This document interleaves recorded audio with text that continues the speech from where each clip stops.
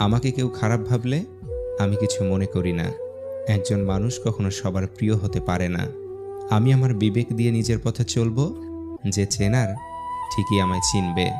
বুদ্ধিমানেরা কোনো কিছু প্রথমে অন্তর দিয়ে অনুভব করে, তারপর সে সম্বন্ধে মন্তব্য করে। নির্বোধেরা প্রথমে মন্তব্য করে বসে এবং পরে চিন্তা করে।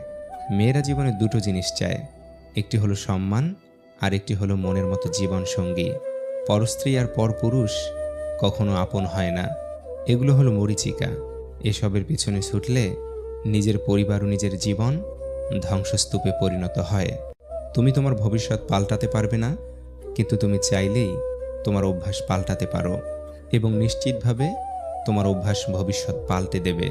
কথা বলতে বলতে যেমন অভ্যাস হয়ে যায়, তেমনি কথা না বলতে বলতেও অভ্যাস হয়েই যায়। যে কোনো পরিস্থিতিতে নিজেকে শান্ত রাখতে মনকে প্রশিক্ষিত করো। জ্ঞান আপনাকে ক্ষমতা দেবে, আর সুচরিত্র এনে দেবে সম্মান। শব্দকে জোরালো করো, কণ্ঠকে নয়। বৃষ্টির পানি কুসুম ফলায়, বজ্রধ্বনি নয়। যদি মনোযোগ দিয়ে শোনো, তবে নীরবতাও সুন্দর। কেউ ভুল কিছু করলে ভুলে যেও না তার করা ভালো কাজগুলোকে। সম্পর্কে ভুল বোঝাবুঝি থাকবেই। ভুল হলে শুধরে দেওয়াটাই ভালোবাসা, কিন্তু সেই ভুলকে অজুহাত দেখিয়ে দূরে সরে যাওয়াটা কোনো ভালোবাসা নয়, বরং সেটা প্রতারণা।